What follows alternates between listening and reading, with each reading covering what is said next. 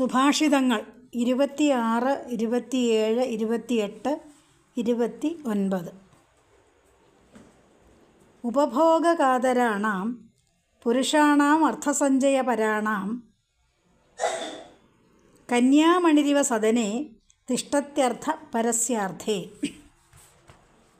ധനം സ്വയം അനുഭവിക്കുന്നതിൽ ദുഃഖം തോന്നുന്നവരും ധനം സംഭരിച്ചു കൂട്ടുന്നതിൽ തൽപരരുമായ ആളുകളുടെ സമ്പത്ത് ഐശ്വര്യവതിയായ പെൺകുട്ടിയെ എന്നതുപോലെ അന്യനു വേണ്ടി സ്വന്തം വീട്ടിൽ സൂക്ഷിച്ചിരിക്കുകയാണ്.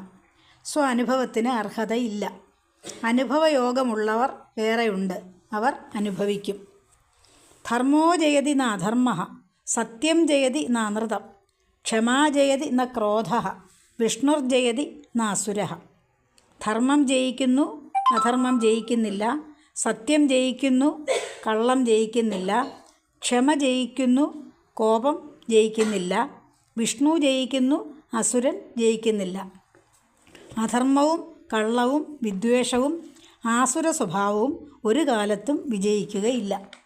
ഏകഃ ഏവ സുഹൃത് ധർമ്മഃ നിധനേപ്യനുയാതി യഃ ശരീരേണ സമം നാശം സർവം അന്യത്തു നശ്യതി. ധർമ്മം ഒന്നു മാത്രമാണ് യഥാർത്ഥ സ്നേഹിതൻ. ആ സുഹൃത്ത് മരണത്തിലും കൂടെ വരുന്നു.